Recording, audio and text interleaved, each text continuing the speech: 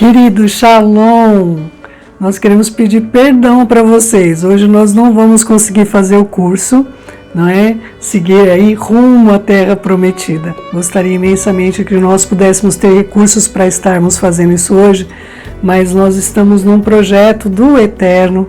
Ele nos deu um projeto maravilhoso de Halela, que são louvores especiais, maravilhosos, que o Eterno tem concedido aí para a vida do nosso querido Orochi Caio Carvalho. Quem acompanha o programa Halela sabe bem o que eu estou dizendo, né? E nós estamos ajudando ele realmente nesse projeto maravilhoso de edificação de vidas e elevação, por meio do louvor. Eu agradeço demais. Nossa família, não é? O Ben e a Bat, quem acompanha Hadashot, sabe a importância. Eles estão empenhados, na verdade, grandemente com essa parte do ministério, imensamente. Eu agradeço ao Eterno pela vida deles e pelo amor que eles têm concedido às nossas vidas. Mas aí eu não gostaria de deixar vocês. Nesse Shabat também é o dia de fazer o bem. E eu tenho estado um pouquinho apreensiva com relação às pessoas compreenderem qual é o nosso chamado, porque o ministério tem crescido demais e não era algo que nós havíamos previsto. Na verdade, não era algo nem que nós havíamos imaginado que iria acontecer. E as pessoas que estão chegando não sabem qual é o nosso chamado, não sabem como nós iniciamos esse ministério, como é que foi, qual foi o processo de tudo isso, Céu. Então eu gostaria que vocês compreendessem um pouquinho, né? Eu realmente amo tudo que o Eterno tem feito nas nossas vidas, tem sido por meio do amor. E eu quero convidar vocês. Meu esposo fez um descritivo há um tempo atrás e eu gostaria de aproveitar esse descritivo para apresentar um pouquinho da nossa história para vocês. A minha história um pouquinho antes da dele, mas a vida dele que chegou somente para somar. É um vídeo curtinho, tá bom? Tem 13 minutinhos e eu espero que edifique você para fazer o bem. Faça o bem, é o que o Eterno tem nos chamado para fazer. Shalom a todos. As imagens ao fundo falam um pouco do trabalho da minha esposa. O chamado de Hashem para ela se deu quando ela tinha 19 anos de idade, com o texto das Escrituras Sagradas em Mishlei Provérbios, capítulo 24, versículo 10 a 12. Eu vou ler para vocês. Mishlei Provérbios, capítulo 24, versículo 10 a 12. Se te mostrares fraco no dia da angústia, a tua força é pequena. Livra os que estão sendo levados para a morte, salva-os que cambaleiam, indo para serem mortos. Se disseres não soubemos, não perceberá aquele que pesa os corações? Não saberá aquele que atenta para a tua alma? E não pagará ele ao homem segundo as suas obras?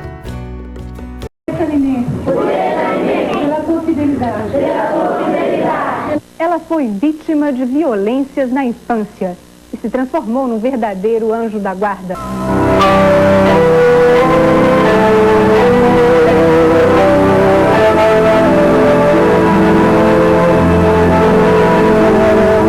Ela é o verdadeiro anjo da guarda.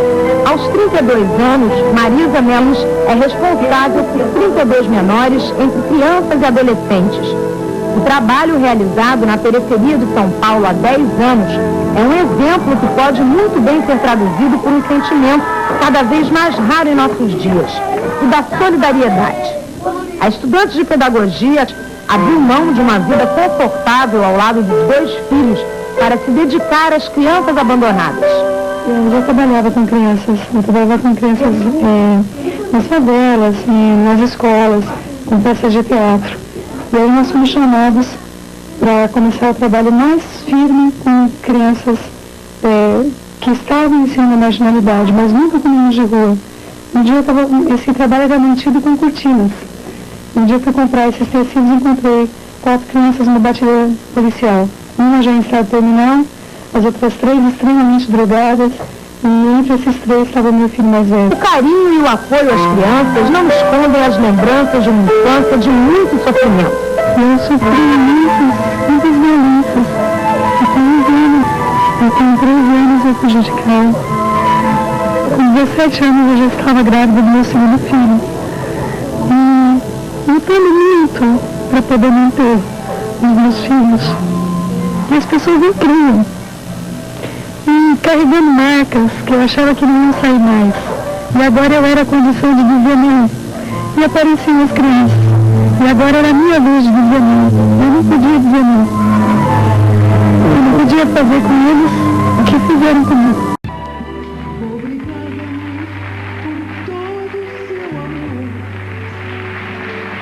Tenho razão ao afirmar que é a mãe do ano, não tenho?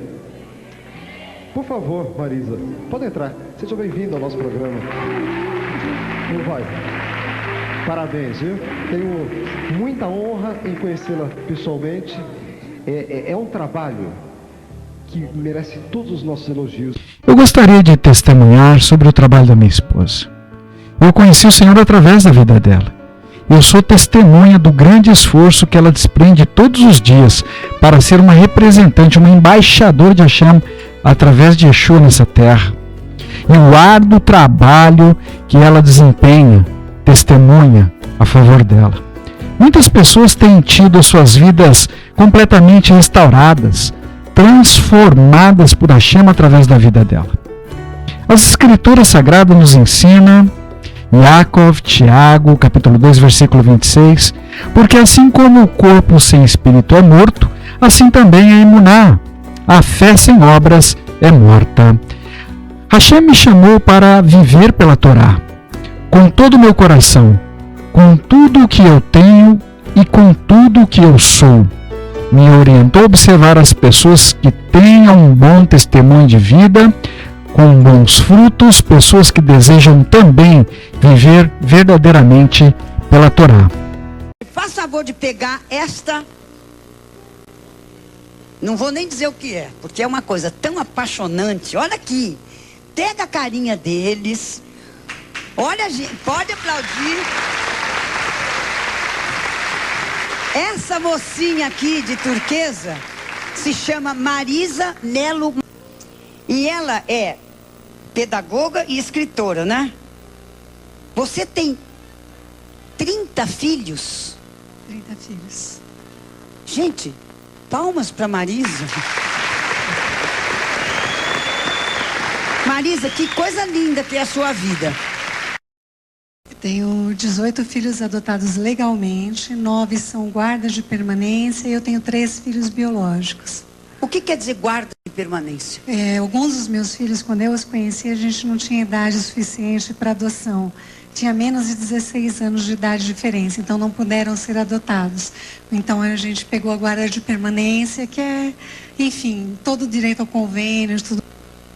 A gente vive constantemente para eles, né? Nossa vida é eles. É o de olho azul, de azul ali, ó. Tem um de olhão azul. É ele mesmo. Olha o olho, que lindo, olho azul. Olha que lindo. Mas olha... A convivência já fez a família ficar É parecida, de né? morrer de... Fizeram isso no programa do Gugu também. Deram uma casa para uma família inteira. Que lindo que vocês fizeram. Eu conheci a história da Marisa através de uma amiga comum nossa, numa academia. E ela me levou um dia lá para conhecer a Marisa. Ela falou que eu preciso que você conheça uma pessoa.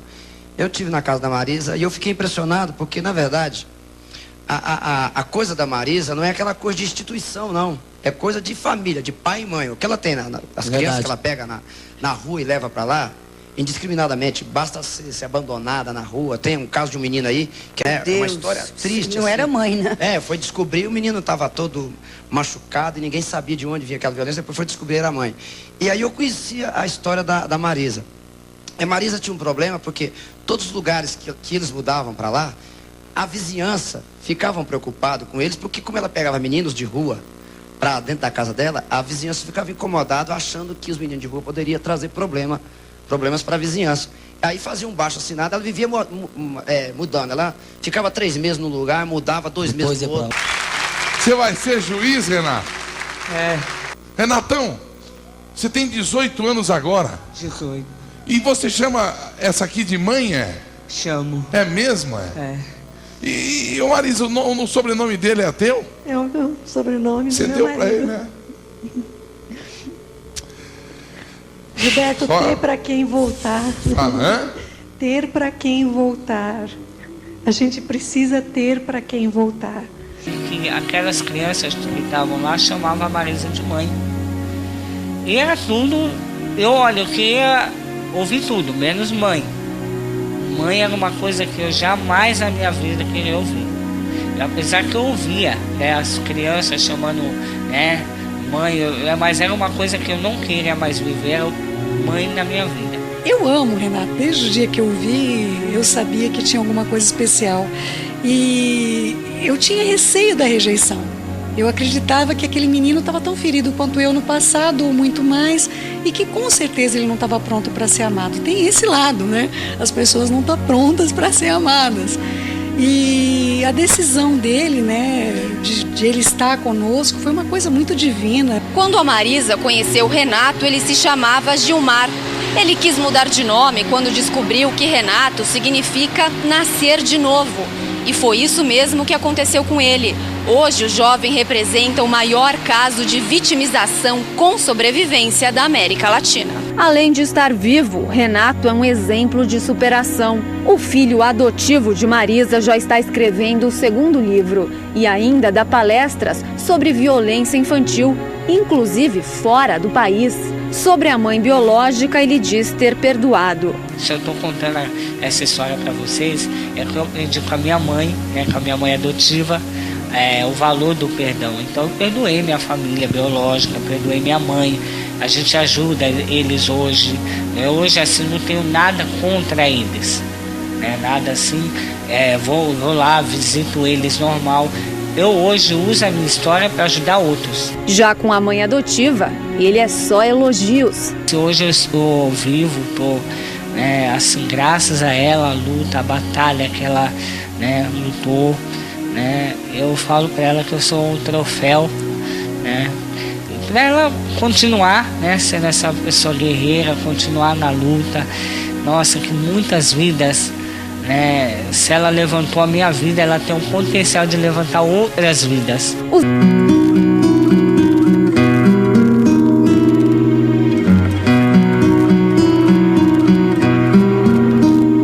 A mulher que salvou a vida de Renato tem 30 filhos. Desses, 27 são adotivos. Uma guerreira que sabe que amar independe de laços genéticos.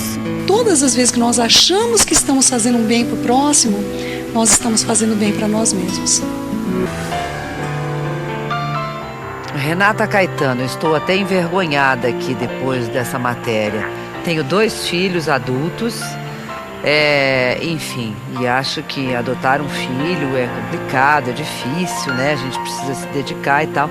A Marisa dá um tapa na cara da gente, de todos nós que achamos que é difícil de adotar um filho. Essa mulher é um anjo. Doutor Capês, 27 filhos adotados, mas adotados com amor, com carinho. Não! A minha esposa nunca fez nada por ela mesma. Antes até mesmo de conhecê-la, o Senhor já tinha feito muitas obras nessa terra, através da vida dela, na vida de muitas outras pessoas. E isto segue até os dias de hoje. O nosso desejo é somente servir a Hashem da forma que Ele estabeleceu. Alegrar o coração do nosso Pai que está nos céus e compartilhar o estilo de vida que a Torá nos ensina, propagando as boas novas de Hashem através de Yeshua, com os ministérios que nasceram no coração de Hashem. Beit Shalom, o som do céu, e o Nitzahon, anunciando a unidade de Hashem com Mashiach e Yeshua pelo poder da Ruach HaKodesh. A convite de Hashem para servi-lo, decidimos dedicar a nossa vida para cuidar de outras vidas, e assim Hashem tem cuidado de todos nós. Lutamos pela unidade das famílias, da educação de crianças, libertação e edificação de almas. Replicamos com amor o bem que nós temos recebido pelo amor de Hashem. Espero que todos vocês possam compreender qual é o nosso chamado nessa terra feito por Hashem. Shalom. E que o Senhor possa abençoar a vida de todos vocês. Queridos, eu espero que vocês tenham gostado desse descritivo que meu esposo fez, maravilhoso para mim, não é? E a nossa história sempre foi pública, eu não sei por qual motivo, mas as pessoas gostavam de nos conhecer e quando iam, vinham para ficar. Assim foi o que aconteceu, não é? Tivemos muita oposição, muitas pessoas não compreendiam, o que nós estamos fazendo com essa quantidade de crianças. A nossa história, ela sempre foi pública e ao mesmo tempo nós fomos mal compreendidos na nossa disposição do que nós estávamos fazendo, porque eram muitas crianças, queridos. Já imaginou entrar num ônibus com essa quantidade de crianças? Enfim.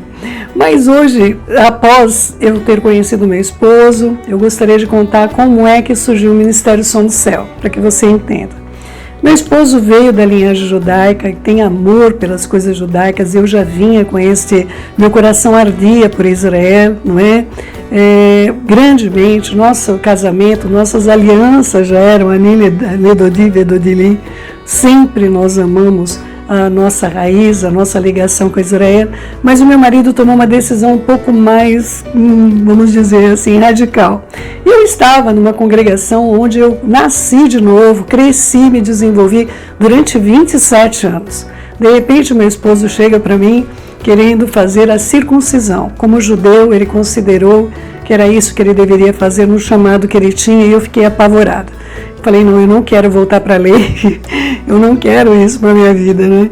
Não dormia, queridos, entrei em jejum junto com as minhas filhas, mas ele falou, olha, Senhor, fale com elas, qual é o meu chamado, aquilo que o Senhor tem chamado para que eu possa realizar. Ele realmente fez isso. É muito difícil a circuncisão na idade adulta. Nós fomos para uma sinagoga judaico-messiânica, onde nós estivemos lá durante o período de 5 anos. Eu amei aquele lugar, a nossa liderança. Eu só tenho a abençoar tanto a congregação onde eu estava, quanto a congregação judaico-messiânica, onde nós ficamos por 5 anos. Mas após a morte do meu filho, e nós temos um vídeo que trata um pouquinho da história dele, vou deixar o link para vocês aí no descritivo, não é? Conta um pouquinho dele, do tempo nosso com ele lá. Meu filho morreu de uma morte completamente desconhecida, nós não compreendemos bem. O menino saiu para trabalhar e não retornou. Isso foi extremamente pesado para nós, foi no ano de 2011. E ali, queridos, eu parei, estacionei. 2011, eu não queria mais dar sequência a nada na minha vida, eu tive uma grande dificuldade de me levantar.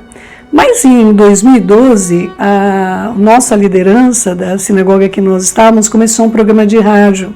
E a minha filha foi chamada para dirigir esse programa de rádio, na Rádio AME, em São Paulo, no Bom Retiro. E a minha filha começou a falar, mãe, vem trabalhar comigo, vem fazer um programa. Ela queria que eu voltasse a trabalhar para as coisas do Senhor, mas eu estava muito, muito deprimida com a morte do menino. Então, foi muito difícil para mim a perda desse menino. Em 2012, então, com o chamado da Priscila, eu ia para a rádio com ela, saía de casa lá na Zona Sul, íamos lá para o Bom Retiro, não é, fazer o programa lá da Rádio AME. O que nós não imaginávamos, porque eu falei, filha, eu vou fazer o quê? Ela falou, faça um devocional. Sempre nós fizemos devocional todos os dias, Não importava se a nossa família tinha 32 juntos ou se nós estávamos só nós, mas nós sempre fizemos devocional. E aí ela falou, faça o devocional na rádio. Eu falei, eu vou ler livro. Ela falou, então leia livro, mas faça alguma coisa. Não enterre o tesouro que o Senhor te deu. Aquilo mexeu comigo assim, que vocês não têm noção. Não enterre o tesouro que o Senhor te deu. E aí nós fomos para lá, para a Rádio AME, e começaram os ouvintes, muitos ouvintes queridos que estão conosco no ministério, nos conheceram verdadeiramente e seguem conosco até o dia de hoje. Pessoas que são as colunas desse ministério. E aí aconteceu que as pessoas queriam que nós nos reuníssemos e nós conseguimos um lugar maravilhoso, com uma família querida que da região do Bom Retiro abriu a porta da fábrica que eles tinham para que nós nos reuníssemos naquele lugar. Mas também não dava para continuarmos lá, porque chegaram muitas pessoas e aí nós começamos a nos reunir na nossa casa. Nós éramos em 17 pessoas quando nós começamos o Ministério Som do Céu. Nos reunimos lá na nossa casa, na Zona Sul, só que começaram a chegar mais pessoas. E quando começou a chegar mais pessoas, nós tivemos que sair da nossa casa. Nós tivemos de reformar nossa casa na Zona Sul, onde hoje é a Querrilá da Zona Sul. Nós tivemos de reformar aquele lugar e nós saímos de lá e fomos morar num lugar alugado, porque a nossa casa era grande, tinha espaço para receber as pessoas. Contudo, queridos, quando chegou o número de 70 pessoas numa casa, não tínhamos mais como dar sequência naquela região. E aí nós fomos para a região do Bom Retiro, onde nasceu esse ministério, onde nasceu o nosso chamado e onde o Eterno tem realizado coisas maravilhosas para nossas vidas. Ficamos lá até a pandemia iniciar. Nesse momento, meu esposo teve uma direção que não era para a gente dar sequência no Bom Retiro. E assim nós fizemos. Estamos hoje no interior, trabalhando bastante, duramente, braçalmente, mas espiritualmente. Eu nunca vi, queridos, o que nós temos vivido. A unidade, o amor, os milagres que nós temos recebido nesse ministério na vida das pessoas. Pessoas que amam, pessoas que realmente se doam como pessoas e se doam como filhos de Hashem. E aconteceu, queridos, muitas dessas pessoas se tornaram verdadeiramente como nossa família. Muitas pessoas podem não compreender. Às vezes as pessoas têm dificuldade de compreender, mas como é que pode isso, céu? As pessoas se vinculam como se fosse família, mas as Escrituras dizem que nós somos família. Nós somos família do Eterno. O Eterno nos chamou para sermos família. E eu espero que nós estejamos cumprindo esse projeto dele na vida das pessoas nessa terra. Eu tenho certeza que essas pessoas teriam grandes testemunhos para contar, porque elas compartilham conosco esses testemunhos. E eu tenho certeza que você que está no Ministério Som do Céu ainda não está bem chegado na gente aqui, não é? Mas vocês ouvindo a voz dessas pessoas vai ouvir muito mais do que a minha boca falando com vocês. E eu convido realmente que vocês conheçam os membros desse ministério, porque são pessoas admiráveis, são pessoas de oração, pessoas que tiveram suas famílias reconstituídas, reestruturadas, lutando realmente para viver em santidade de vida e cumprindo os mandatos de Hashem. E nós seguimos aqui, queridos. Nosso projeto de vida é somente anunciar a palavra. Nós temos os programas de rádio, nós temos cuidado com as crianças, no caso do projeto Nitzaron, que é um dos nossos chamados, e é um chamado do Eterno. Nós temos também uma grande obra realizada pelos necessitados. O Eterno não nos deixa parar de trabalhar. Eu espero de todo o coração que você que está chegando no ministério hoje, procure conhecer o que é esse ministério, qual é o chamado que o Eterno tem feito. Queridos, não é diferente do que meu esposo contou para vocês. O meu primeiro chamado é poder estar libertando as pessoas e livrando aqueles que estão caminhando no engano, seguindo rumo à própria destruição. E se eu disser que eu não sabia, o Senhor sondará o meu coração. E certamente Ele saberá se eu amo ou não o amo.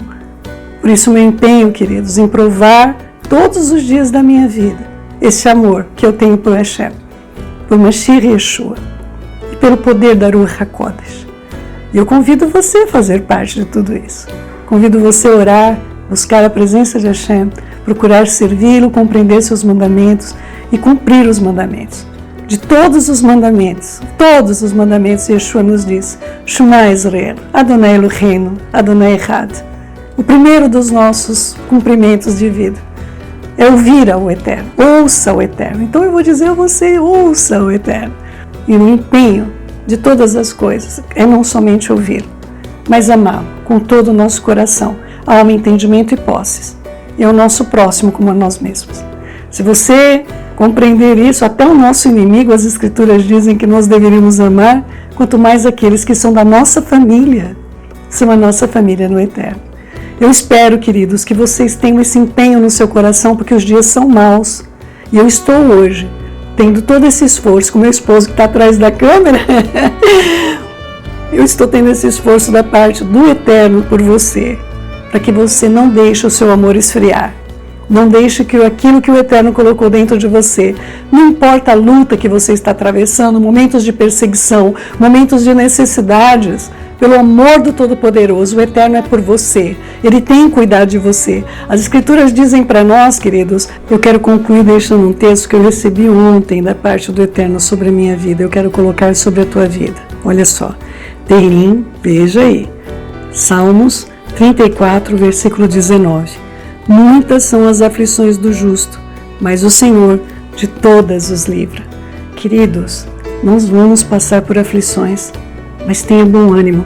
Mashiach venceu o mundo. Seja fortalecido para amar. Seja fortalecido para lutar por outras vidas. Não somente pela sua vida, mas lute pelos outros. Eu aprendi, queridos, que quando eu luto pelos outros, Hashem luta por mim. E eu quero ler só mais um texto para vocês aqui. Olha só, Tehillim 34, versículo 4. Eu busquei Hashem e Ele me acolheu e livrou-me de todos os meus temores. O Eterno hoje quer trazer para você, por meio desse testemunho, não foi fácil, querido, cuidar dessas crianças, vê-los crescer, hoje são adultos.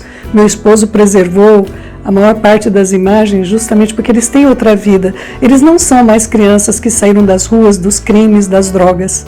Eles têm uma outra história de vida, têm família, são pais, são pessoas reconhecidas de bem. Não é justo o que eles foram, e sim quem eles são. Isso é a justiça de Hashem. Não importa a sua história de vida, como o Eterno fez com meus filhos, Ele quer fazer com você também. Ele me gerou outros filhos, não é? Hoje meus filhos estão aqui, ao lado nosso, nesse trabalho, lutando por você também. Mas eu peço a Hashem que você tenha forças de compreender, não importa qual abismo profundo da sua vida, o Eterno é mais profundo ainda. Essas são as palavras da Corrie ten Boom e que eu gostaria de deixar para você. Eu convido você, então, a conhecer mais desse ministério, mas sobre todas as coisas, meu querido, minha querida, eu convido você a fazer parte da família de Hashem, a estar ouvindo a sua voz, conhecendo o Mashiach, conhecendo o Eterno por meio de Mashiach e sendo uma pessoa para o bem. É isso que o Eterno nos tem chamado, para realizarmos o bem. Fiquem no Shalom do Pai. A semana que vem nós voltamos, se o Eterno quiser, e vivermos aí com o curso Rumo à Terra Prometida. Vamos seguir aí com Yehoshua. E nós amamos vocês com todo o nosso coração. Beijos no coração de vocês.